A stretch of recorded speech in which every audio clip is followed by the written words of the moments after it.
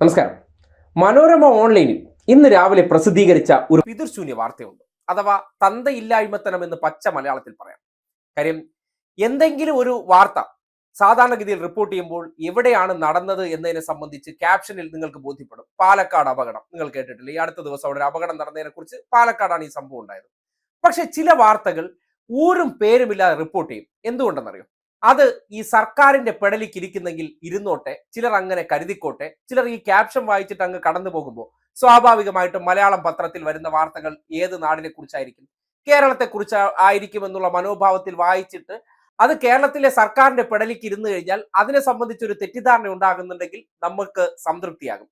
അല്ല, ഈ ക്യാപ്ഷൻ കണ്ട് തെറ്റിദ്ധരിച്ചിട്ട് ചില ഇടതുപക്ഷക്കാരൊക്കെ ഇനിയിപ്പോ ഈ സ്റ്റേറ്റിൽ എങ്ങനെ നടന്നു എന്ന് അറിയാൻ വേണ്ടി കയറി വായിച്ചാൽ അത് അവരുടെ കച്ചവടത്തിന് കുറച്ച് വരുമാനം കൂടിയാകും. ഇത് മാത്രമാണ് ലക്ഷ്യം. ദേ, വാർത്തയുടെ ക്യാപ്ഷൻ ഒന്ന് കണ്ടേ. ഉച്ചക്കഞ്ഞിക്കൊപ്പം കൊടുക്കേണ്ട മുട്ട മോഷ്ടിച്ച് പ്രിൻസിപ്പൽ കയ്യോടെ പൊക്കി, തെളിവായി വീഡിയോ. കുട്ടികൾക്കുള്ള മുട്ട മോഷ്ടിച്ച പ്രിൻസിപ്പൽ വീഡിയോ കുടുക്കി നാണക്കേട്. ഇതാണ് അതിന്റെ ടൈറ്റിൽ. അതിൽ മുട്ടയുടെ പടവും ആരോ ഒരാൾ അങ്ങോട്ടേക്ക് തിരിഞ്ഞു നിൽക്കുന്നതുകൊണ്ട്, അതായത് ഇത് എവിടെയാണ് എന്താണെന്നതിനെ കുറിച്ചൊന്നും ഒരു വിവരമില്ല. വാർത്ത വായിക്കുന്നവർ, പെട്ടെന്ന് ക്യാപ്ഷൻ വായിച്ചിട്ട് പോകുന്നവർ, കേരളത്തിൽ നടക്കുന്ന അവസ്ഥ കണ്ടില്ലേ? മുട്ട വരെ കൊടുക്കില്ല. ഇത് ഇങ്ങനെ കൊടുക്കാൻ കാര്യം, ഒരു ഉച്ചക്കഞ്ഞിയൊക്കെ സാധാരണഗതിയിൽ കൊടുക്കാറുള്ളത് കേരളത്തിലാണ്. കേരളത്തിൽ കൊടുക്കുന്ന ഒരു പദ്ധതിയുമായി ബന്ധപ്പെട്ട് ഉച്ചക്കഞ്ഞിക്ക് പോലും മുട്ട കൊടുക്കുന്ന പോലും അവർക്ക് കുട്ടിയെ കൊടുക്കുന്നില്ല. അതുവരെ മുക്കിക്കൊണ്ടു പോകുന്ന അധ്യാപക സംഘടനകൾ സ്വാഭാവികമായിട്ട് ഇടതുപക്ഷത്തിന്റെ അധ്യാപക സംഘടനയിലുള്ളവരായിരിക്കും. ഇടതുപക്ഷത്തുള്ളവരെല്ലാം കൊള്ളരുതാത്തവരാണ് എന്ന് അവരുടെ വായനക്കാരുടെ ഇടയിലേക്ക് ഒരു സന്ദേശം കൊടുക്കുക മാത്രമാണ് ലക്ഷ്യം വെക്കുന്നത്. അതിനോടൊപ്പം തന്നെ അതിന്റെ ഉള്ളിൽ ഒരു കൃസംഗി മൈൻഡ് കൂടിയുണ്ട്. അത് നമ്മൾ മനസ്സിലാക്കണം. കാര്യം, ഈ വിദ്യാഭ്യാസ മന്ത്രി എന്ന് പറഞ്ഞാൽ സംഘപരിവാറിന് വലിയ സ്വാധീനമുള്ള നേമം മണ്ഡലത്തിൽ നിന്ന് വിജയിച്ചിട്ട് വന്നവരാണ്. അപ്പോൾ അവരെ സംബന്ധിച്ച് പ്രചരിപ്പിക്കണമെന്നുണ്ടെങ്കിലും കണ്ടില്ലേ, ഉച്ചക്കഞ്ഞിയുമായി ബന്ധപ്പെട്ട് എവിടെയാണ് എന്താണെന്നൊന്നുമില്ല. ഈ ഒരു സാധനം എടുത്ത് വെച്ച് അങ്ങ് പ്രചരിപ്പിച്ചാൽ കേരളത്തിലെ വിദ്യാഭ്യാസ സ്ഥാപനങ്ങളിൽ നടക്കുന്ന ഇതാണ്. ഒരു വിദ്യാഭ്യാസ മന്ത്രിയുണ്ട്, കണ്ടോ ഇതാണ് അവസ്ഥയെന്ന് പ്രചരിപ്പിക്കുന്നെങ്കിൽ പ്രചരിപ്പിച്ചോട്ടെ എന്ന ലക്ഷ്യം കൂടിയുണ്ട്. സംഭവം ആ വാർത്ത വായിക്കാൻ ആൾക്കാർ മെനക്കെടുന്നുണ്ടെങ്കിൽ മാത്രമേ വസ്തുത അറിയാൻ പറ്റൂ. കാര്യം, ആദ്യത്തെ ഒരു പാരഗ്രാഫ് നോക്കിയേ.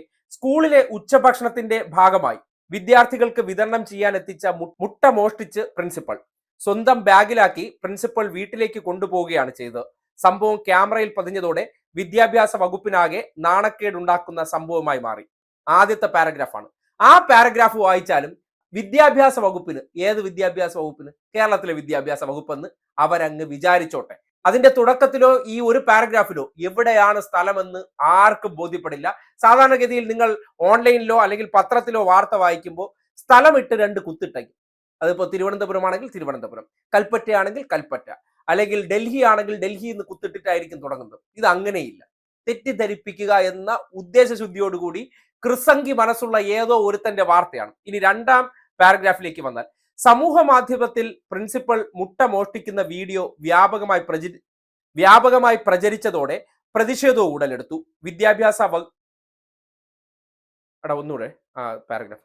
സമൂഹ മാധ്യമത്തിൽ പ്രിൻസിപ്പൽ മുട്ട മോഷ്ടിക്കുന്ന വീഡിയോ വ്യാപകമായി പ്രചരിച്ചതോടെ പ്രതിഷേധവും ഉടലെടുത്തു. വിദ്യാഭ്യാസ വകുപ്പ് വിഷയത്തിൽ അന്വേഷണവും പ്രഖ്യാപിച്ചു.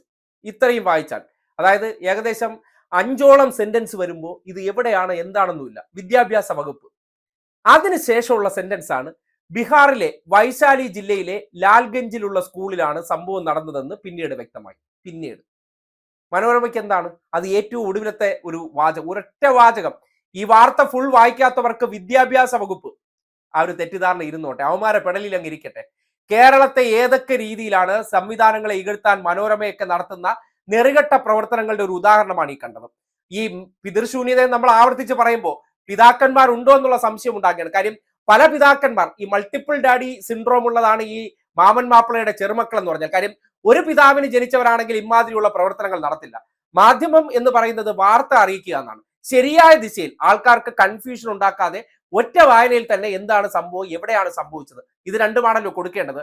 വേർ എന്നുള്ള കാര്യത്തെക്കുറിച്ച് മുക്കുക. അത് ഏറ്റവും ഒടുവിൽ അത് വായിക്കുന്നവരെ എത്തിയില്ലെങ്കിലും മുകളിലെ വിദ്യാഭ്യാസ വകുപ്പ് എന്ന് പറയുമ്പോൾ സ്വാഭാവികമായി മലയാളം പത്രം എടുത്ത് വായിക്കുമ്പോൾ കേരളത്തിലെ വാർത്ത എന്നുള്ള നിലയ്ക്ക് തെറ്റിദ്ധരിക്കുന്നെങ്കിൽ തെറ്റിദ്ധരിച്ചോട്ടെ എന്നും, അതിന്റെ അടിസ്ഥാനത്തിൽ വിദ്യാഭ്യാസ വകുപ്പ് മന്ത്രിയായിട്ടുള്ള വി ശിവൻകുട്ടി, അദ്ദേഹം നിയമത്തെ പ്രതിനിധീകരിക്കുന്ന വ്യക്തിയാണ്. ആ നാട്ടിലെ ഉള്ളവർക്ക്, സംഘികൾക്കും കോൺഗ്രസുകാർക്കും മന്ത്രിക്കെതിരെ പ്രചരിപ്പിക്കാനുള്ള ഒരു എലമെന്റ് എന്നുള്ള നിലയ്ക്ക് വേണമെങ്കിൽ ആ ഒരൊറ്റ ക്യാപ്ഷൻ എടുത്ത് സ്ക്രീൻഷോട്ട് എടുത്ത് പ്രചരിപ്പിച്ചു കഴിഞ്ഞാൽ ഇതൊക്കെയാണ് ഈ നാട്ടിൽ നടക്കുന്നതെന്ന രീതിയിൽ ഒരു കുപ്രചരണം പോകുന്നെങ്കിൽ നമ്മൾ അതിലൊന്നും ചെയ്തിട്ടില്ലല്ലോ. ഏറ്റവും ഒടുവിൽ അവസാന സെന്റൻസ് ആയിട്ട് ബീഹാറിലാണ് ഈ സംഭവം നമ്മൾ കൊടുത്തിട്ടുണ്ടല്ലോ. എത്ര വിദഗ്ധമായിട്ടുള്ള, എത്ര നെറികെട്ട, എത്ര പിതൃശൂന്യ അല്ലെങ്കിൽ തന്തയില്ലാത്ത രീതിയിലുള്ള വാർത്ത എഴുത്താണിത്.